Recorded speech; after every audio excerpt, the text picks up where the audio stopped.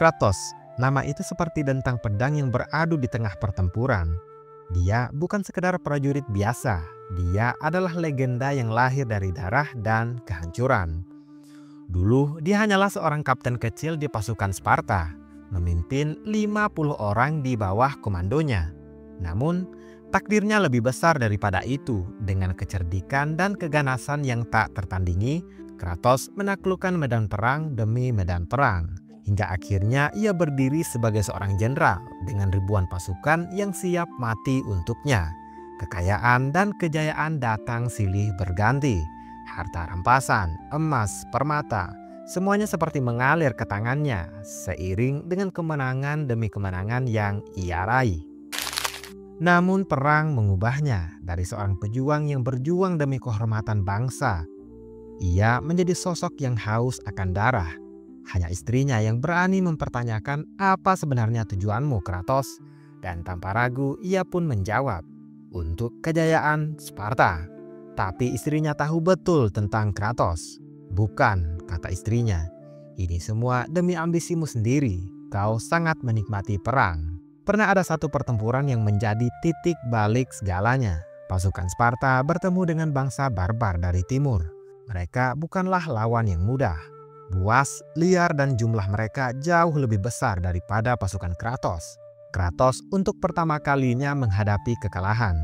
Saat dia hampir meregang nyawa di ujung pedang pemimpin barbar, ia berteriak ke langit, memohon bantuan Dewa Ares, sang dewa perang. Selamatkan aku, jadikan aku alat perangmu, Ares. Dan Ares mendengar. Dengan senyum liciknya, ia memberikan Kratos senjata legendaris, Blade of Chaos. Mata Kratos pun menyala dengan api kebencian. Dalam sekejap, dia bangkit dan menebas kepala pemimpin barbar itu. Darah mengalir seperti sungai. Sejak hari itu Kratos menjadi anjing perang Ares. Dia menebar teror, membakar desa, membantai siapa saja yang menghalangi jalannya. Namun Ares bukanlah dewa yang bisa dipercaya. Dalam sebuah peristiwa tragis, ia menipu Kratos agar membantai keluarganya sendiri. Saat kesadarannya kembali, Kratos berdiri di antara mayat-mayat orang yang paling ia cintai. Jeritan putrinya yang terakhir terus menghantuinya. Abu mereka yang terbakar menyelimuti tubuh Kratos, menjadikannya pucat seperti hantu. Dan sejak saat itulah dia dikenal sebagai Ghost of Sparta. Bayang-bayang masa lalu terus menghantui Kratos. Mimpi buruk itu tak pernah pergi. Ia mencoba menebus dosanya dengan melayani para dewa Yunani, dengan harapan mereka akan menghapus penderitaannya. Namun Kratos segera sadar bahwa para dewa sama busuknya dengan Ares. Pengkhianatan demi pengkhianatan ia alami, hingga akhirnya Zeus sendiri menusuknya dari belakang. Namun Kratos bukanlah orang yang menyerah begitu saja. Ia bangkit dari kematian dibantu oleh Gaia dan para titan yang ingin balas dendam kepada para dewa Olympus. Satu persatu dewa-dewa Yunani ia habisi, mulai dari Poseidon, Hades, Helios, Hermes, Hera, hingga akhirnya Zeus sendiri. Ia menghancurkan Olympus, mengakhiri era para dewa Yunani dengan tangan Kratos sendiri.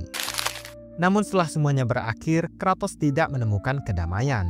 Ia pergi jauh, meninggalkan Yunani yang telah hancur, mencari kehidupan baru di tanah yang asing, Midgard.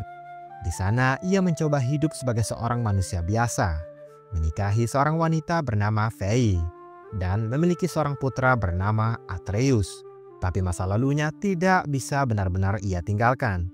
Ketika para dewa Norse mulai mengganggunya, Kratos terpaksa kembali mengangkat senjata. Bersama Atreus, ia menghadapi berbagai rintangan. Dari Baldur yang tak bisa mati, hingga Thor dan Odin sendiri. Ia belajar menjadi seorang ayah, mencoba mendidik Atreus agar tidak mengulangi kesalahannya.